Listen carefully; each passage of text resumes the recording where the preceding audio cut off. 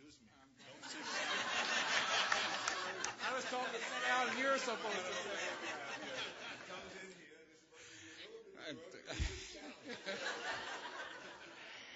I knew I'd blow it. I just knew it. Anyway, it's really a great honor today to be able to introduce our governor for this great state of California. And he's done so much. One of the things that I'm really proud of him is our after-school program. That's something that's really important to me in my city. We've done a lot in this county together, and I'm really honored that you have taken that on as one of your issues over the years, plus all the other great things you've been doing. But anyway, I'd like to just introduce our governor, Arnold Schwarzenegger.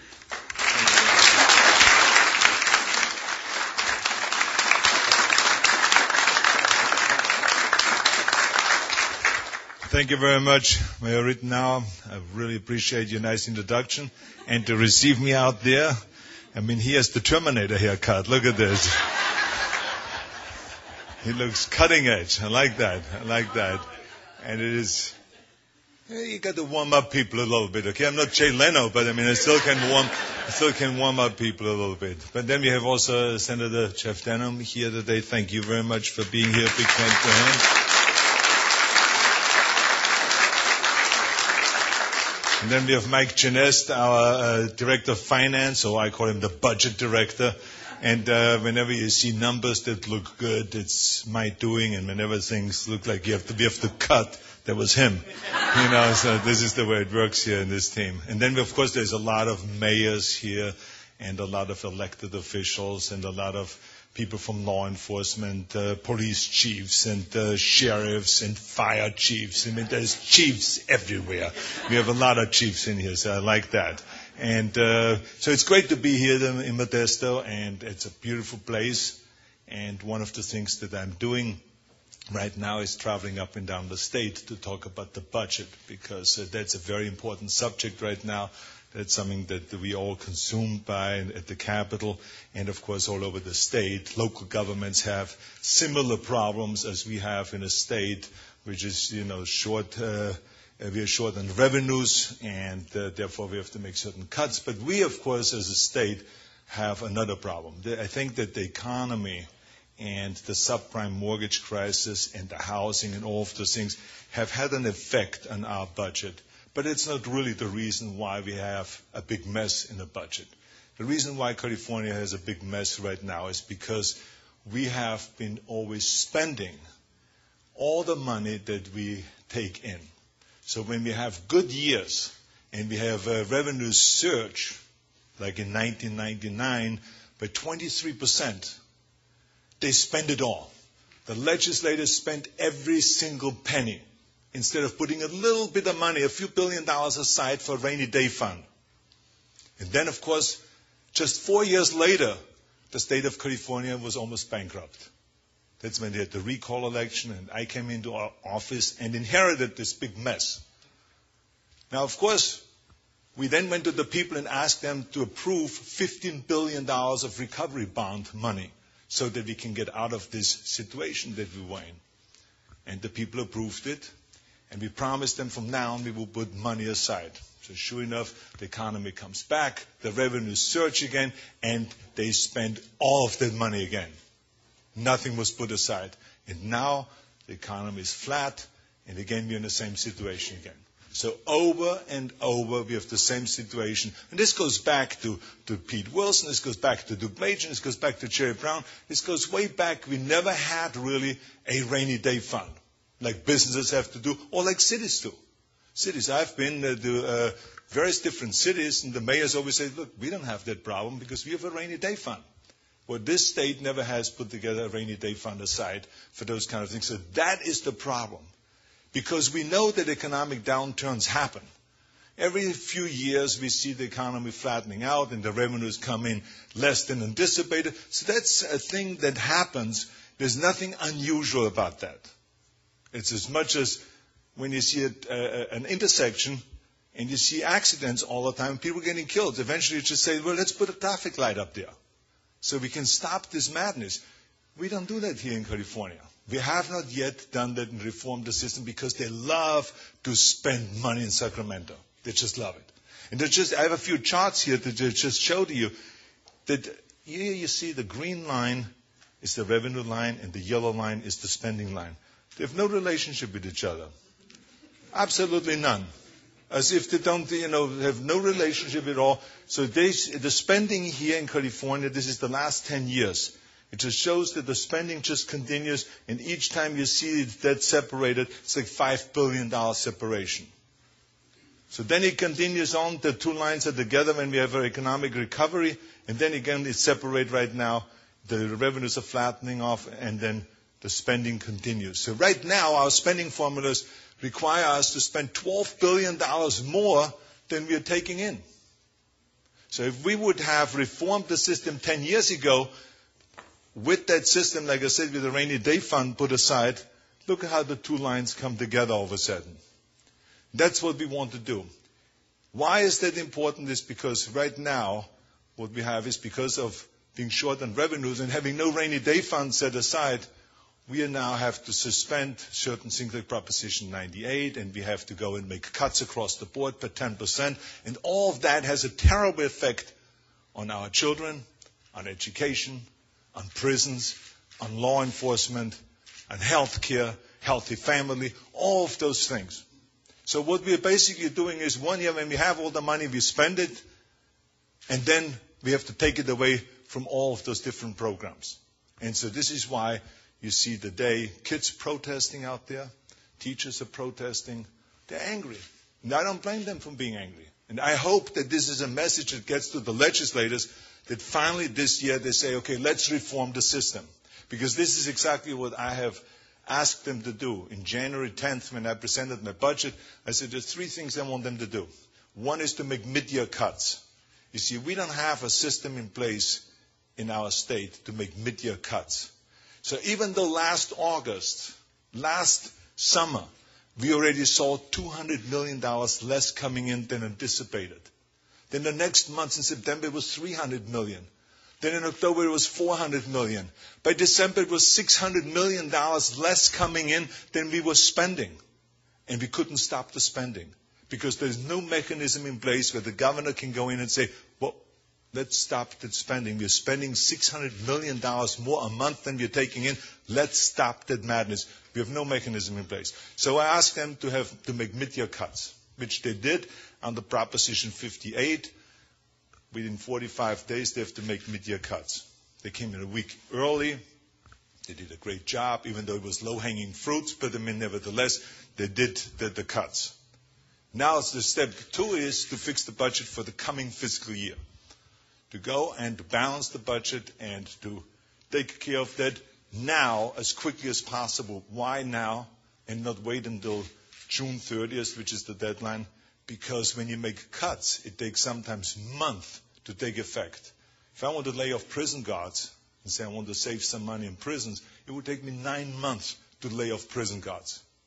If I want to make cuts in Medicare care, in any kind of medical payments, sometimes there's federal laws in a way that don't allow you to do that, so that would take time. You have to go and get new legislation and so on. In education, we have already, like right now, we are over-appropriating $1 billion in education because we can't take that money back from education because they already spent it on teachers and all kinds of different programs. So this is why it is very complicated. That's why I say to the legislators, let's go and work it out now so we can make the cuts now, and then they will take effect on July 1. This is step number 2. And step number 3 is to reform the system itself so that we have a rainy day fund put aside, so where we say that the average increase in revenues every year is approximately 5.4%. Correct me if I'm wrong, Mike. 5.4%. It's an increase in revenue. So the revenues never go down. It always, on the end, as you can see, no matter what the line is, it always keeps going up. So this is why it's crazy for us to suspend something or to cut, when in fact it always goes up. All we have to do is just not spend all of the money when we take it in, and then have some money set aside for the rainy day fund so we can even out that line as I've shown here. So what we want to do is step number 3 is for them to reform the system. So we say, okay, let us have growth of 5.4%. And if we see an increase in revenues of 12%, the rest of it goes into the rainy day fund. It's a very simple thing. It's simple math. It's just what it takes is the will. See, in politics, they promise the world. Because that's how people get elected. They say, when I become so-and-so, mayor or governor or senator, I'm going to do this and that for you. And they promise the world. They don't even know where they will get the money from. And may I remind you, this is not just in California. I had lunch yesterday with the ambassador of France. French ambassador to the United States. He comes in, as they all do. They come to California because we want to do business with them. And we had a wonderful conversation. Smart guy, talented, good in business, international affairs and all of those things. And I said to him, what's your big challenge? Now that Sarkozy is in, new president, great guy, full of energy. I met him last year when I was in Paris.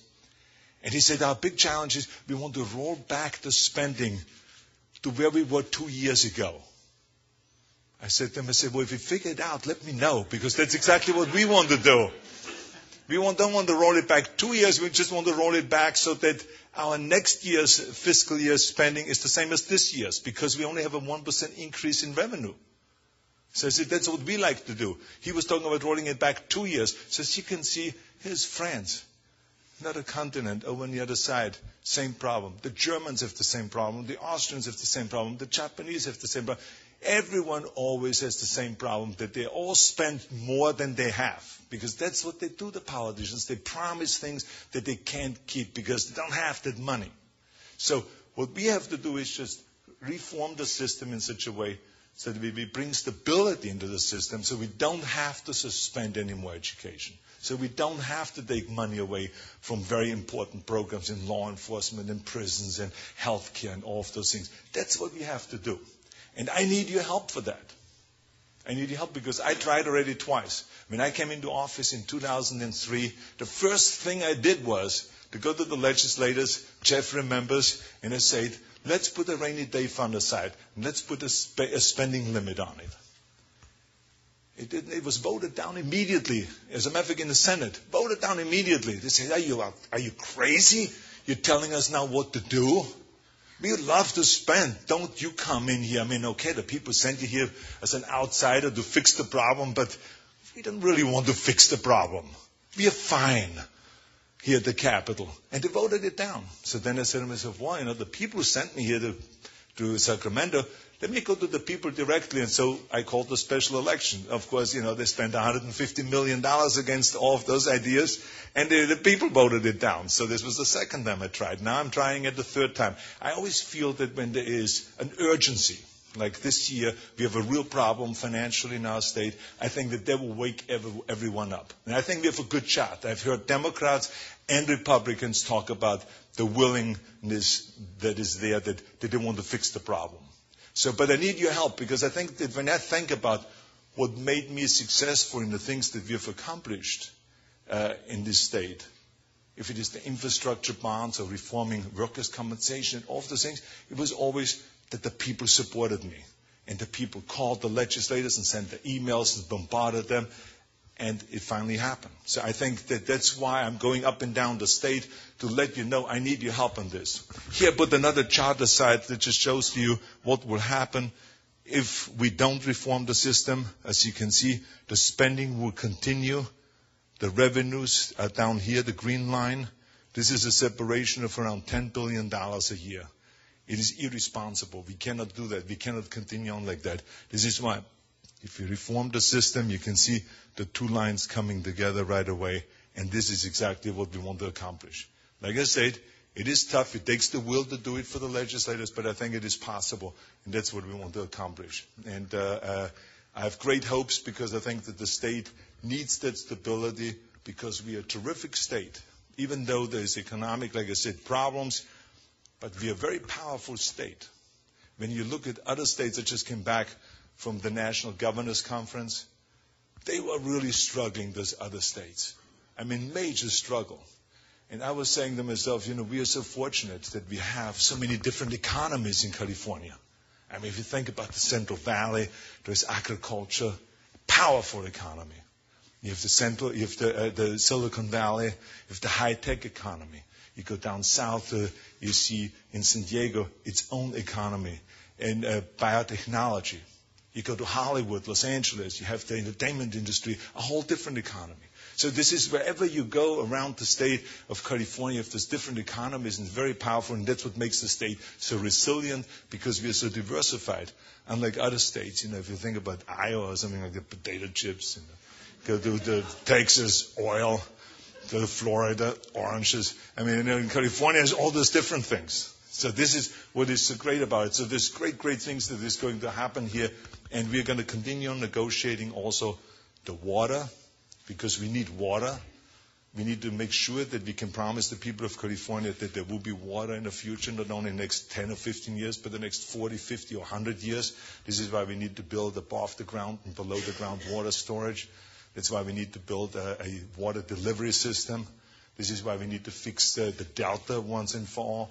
All of those kind of things they're working on. They're negotiating, Democrats and Republicans right now. So there's a lot of great things happening in this state, but we got to fix the budget system once and for all. So with that, I want to open it up to questions. I hope that you have questions about all of this, and I'm more than happy to answer them. And if I cannot answer them, we have Mike Genest here with his alligator cowboy boots. Good, yeah, please. Thank you so much for coming to. There's a microphone there, please. It's a true privilege to have you and coming to speak to all of us who represent some of the most rural communities of the Central Valley. My question is for you. You're explaining how you're hoping to reform the budget. I think for me personally, on a small Riverbank City Council, I look at this as an opportunity. It's really our opportunity to start working more closely with our state legislators. And I think that's been the problem, is that we've never really held our legislators accountable to us, the smaller communities, because we start to get busy. They get busy in Sacramento. We get busy in our own little communities. We need to start having more of a direct pipeline so that we know what is happening both in Sacramento and they know what's happening here in our small communities. But I really would like for you to, if you could address, you said it would take about 9 months to be able to lay off or cut some of the spending for some of the prison guards. I think that's my struggle, is when you look at the budget reform, how are we going to address right now what's happening with our educational system when we're spending so much money in our prisons, when we're trying to spend more or doing what we can with the small budgets and the small budgets that continue to get cut with our educational system. It just seems like the paradigm shift has changed. We should be spending more with our young people. We should be spending more with our schools and not spending all of those X amount of dollars with our prisons and trying to rehabilitate all of these prisoners. Again, I think I really feel that we have changed the paradigm where it's been like this for prisons and for trying to rehabilitate the prisoners. What about our kids? They really are the future of our economy. What are we doing to address that? Right. Well, first of all, you covered a lot of area. So thank you very much, first of all, for your enthusiasm. First of all, I totally agree with you that you better be in touch more so with your state legislators than in the past. Because as you remember, there is always the danger that Sacramento has this attitude, if you run out of money, let's grab that money from local government and steal from local government. That's why I was 100% behind Proposition 1A. And we all campaigned together, as you remember. And it was really wonderful to see it win overwhelmingly with 83% or so. Because, it was unfair that every time Sacramento ran out of money, they went after local government. $1.3 billion. Then they went over to transportation and stole another $1.5 billion over here. Then they stole some money from pensions. And they stole money from everywhere. Unfair. And this is why through Proposition 1A, we stopped that, to steal from local government. Through Proposition 42, we stopped the stealing of transportation. And, of course, the court stopped the stealing from pensions. And through Proposition 58, we cannot borrow any more money for ongoing programs. So now the noose is tightened. And this is why they have to deal with reality this year. Now, when you talk about education versus prisons, it sounds good. It's a great soundbite. Why don't we spend more money on the children and less on those criminals? But when you then translate it and you say, okay, if we don't spend the money on the prisons and on law enforcement, you will have those criminals out there in your neighborhood. and it will not make your neighborhood safe. And public safety is our number one priority, and has to be. Always has to be, to protect the people. So we want to go and grab those criminals and lock them up. And every time you lock someone up, that costs extra money. And this is the problem that we have in this year's budget. Because of the cross-the-board cuts that we have to make 10%, we literally have to go in there and start releasing some of those criminals. Now, we're not going to go and release anyone that's dangerous and that is violent and all of those things. But that's the problem we have because of being short on money. But don't forget, we want to keep criminals locked up where they're safe, because we want to keep the neighborhood safe. And we want to get rid of the gangs, and that costs a lot of money. Police chiefs can tell you, to fight the gangs and to make sure that when they move on, when they fight it in one city, they move on to the next city, that you fight them there too, and then they move on to the next city, you fight them there too. That's why we have a coordinated effort right now in California, that we all work together on those things. So it's hard to say what is more important. Is it the children, or is it the safety of the neighborhood?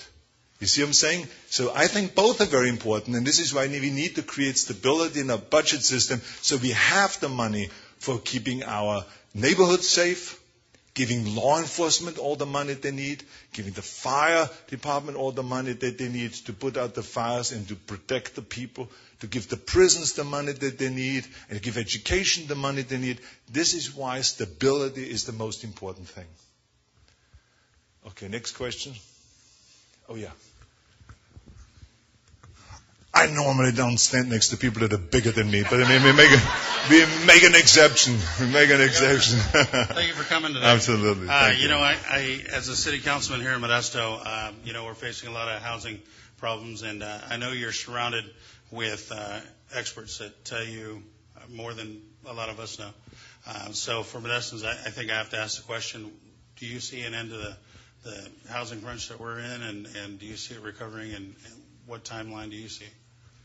I think that, thank you for the question. I think that it will change from area to area. Some areas have overbuilt. Some areas have, given what we call those ninja loans, where they threw money at people that didn't have a job. They threw money at people that didn't have an income. They didn't have assets or anything like this, and they still threw money after them. That is why people were able to afford and go out and buy homes and buy homes and buy homes, and the prices went up, and then all of a sudden, bang. And now the prices are coming back down again. So I think that as soon as those homes are all sold that have been built, then the building market and the building will start again. And I see some people say it would take 3 years. I'm a little bit more optimistic. I think in California, maybe nationwide 3 years, but I think in California you will see within a year a turnaround. That's what I believe. And I think that it is important to create stability and not to make the same mistakes again, because we see it again every few years. We see the same mistakes being made. And but California is a very, very strong market. Money is available, and so I have great hopes for California. Yeah. Yes, please. Microphone. Yes. Sorry.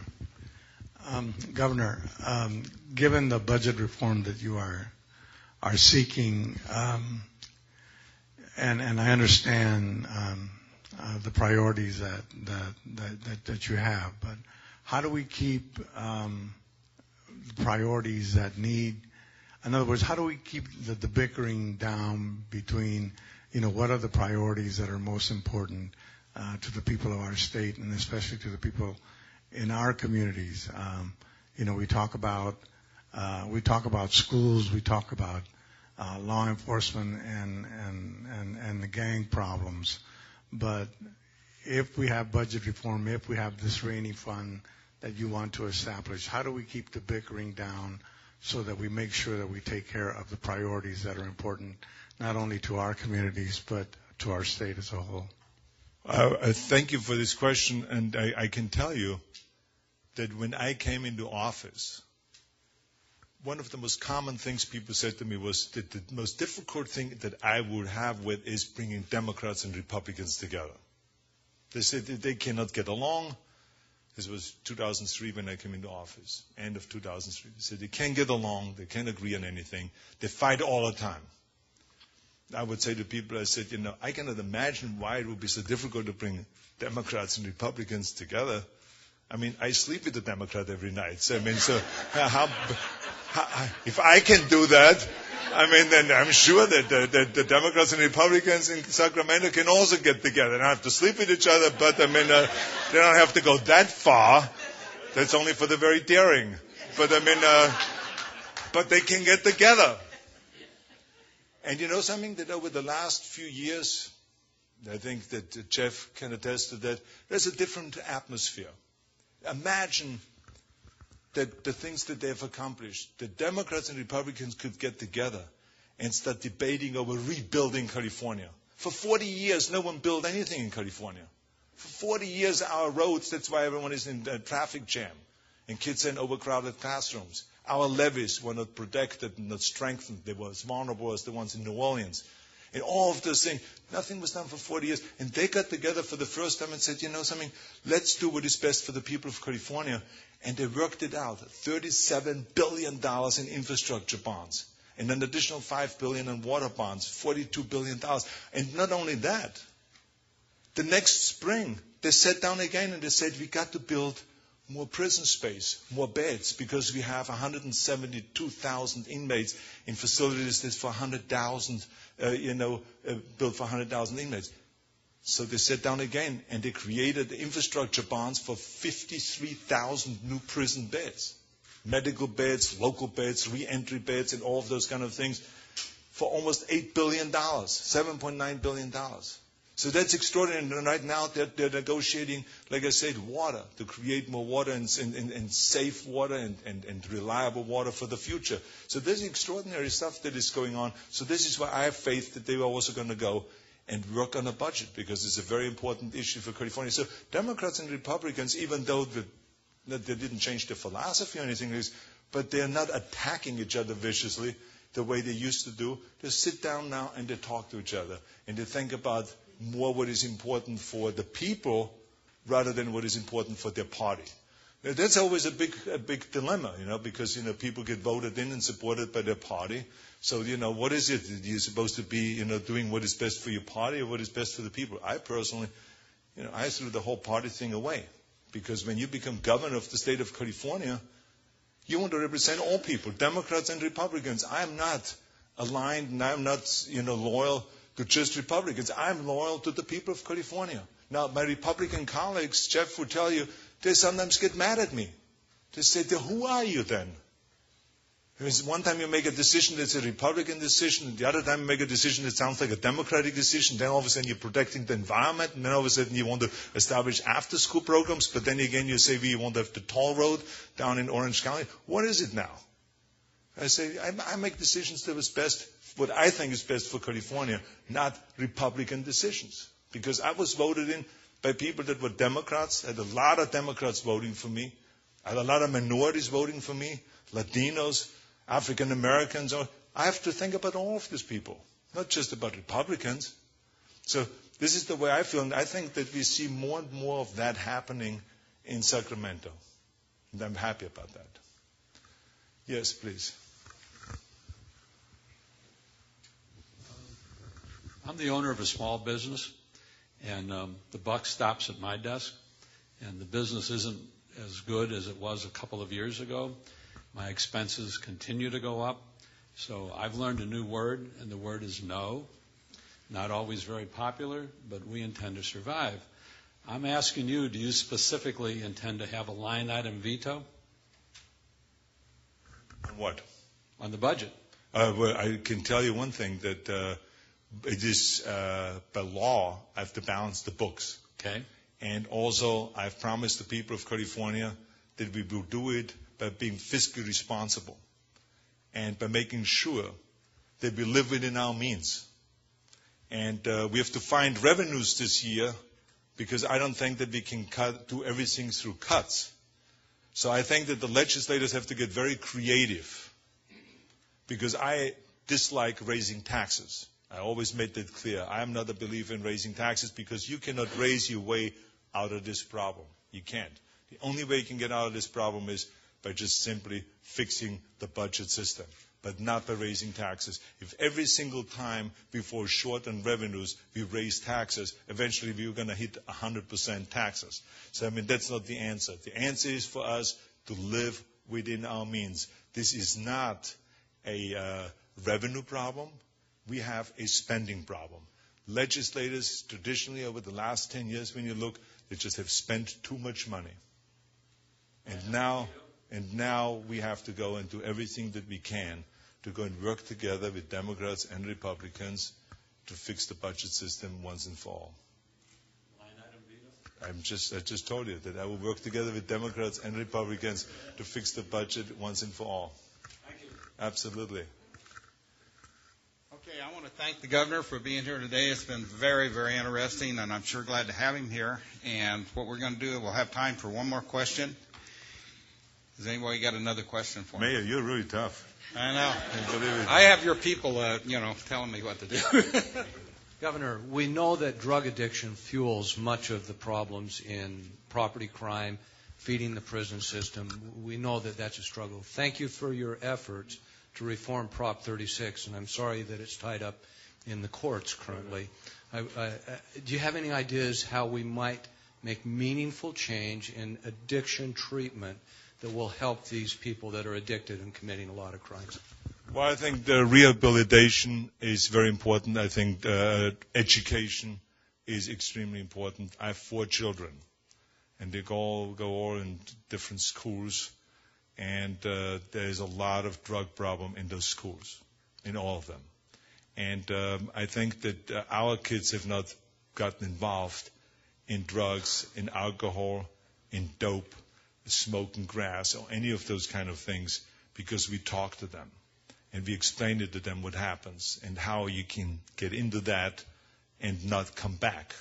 And I think that the more we spend time talking to the kids rather than living in denial and thinking that it doesn't happen, it happens in most schools. Even the parents sometimes will want to look the other way, but it happens in most schools. And I think that we have to do everything that we can by being little investigators, go through the school bags, look at the phone numbers, look at the phones, check out where they're going, where they hang out, who did they hang out with, call the parents, find out who are they spending the night with, and so on and so forth, how many kids are over there. Sometimes maybe make a midnight stop, as unpleasant as it is for everyone. But I think it's very important to do things like that. The kids should always be a little bit thrown off. They say, my father's odd. My kids always say, don't know what he's up to. He's a strange guy. And, we're worried about him. So that's the way I like it. I want them to love me, but I want them to be worried about me. And then we keep things much more under control. And it has worked so far. Doesn't mean that next year we don't have a problem, but we would do everything possible. And I think that everyone, law enforcement has to work together, fire department has to work together, everyone that deals with safety in our community all have to work together in this. I think that it's good to go to the schools and to give lectures, because kids sometimes don't listen to the teacher, but when someone like you comes in with all the stars and the uniform, or law enforcement, anyone comes in, they respect that, and I think that is very good. So I think all of this is extremely important. We just have to do everything we can. I think Hillary Clinton way back had a great saying, it takes a village to raise a kid, and I think that's exactly the way it is. It takes a lot of people working together to raise children. Jeff, you want to say a few words quickly? Sure. Yeah. Thank you for being here. Thank you. Yeah. And I want to thank the governor for his leadership on water, certainly a huge need here in our community, and your leadership on the mortgage crisis. Not everything needs to be solved with government dollars, and I think he's proven here recently. We just had a huge town hall here where people were concerned about their mortgages, as well as banks all here working together to solve this crisis together. And I think most importantly, your leadership on this budget crisis. The governor presents his budget in January. He does his May revise, but the budget gets held up in the legislature, and it's a take it or leave it budget. We need to get Republicans and Democrats to work together to solve this, and we need to change the budget process So it's not a game of hostage taking late in July when all of the schools have already been held up. We need to put some teeth into the Constitution so that the governor gets his budget back on June 15th. Force us to stay in, take away our pay if we're not getting our job on time, but it's the legislature's job to get it done on time. Thank you, Governor, and thank you for your leadership. Thank you for coming to Modesto. Thank you very much. Thank you all for being here today. Thank you so much.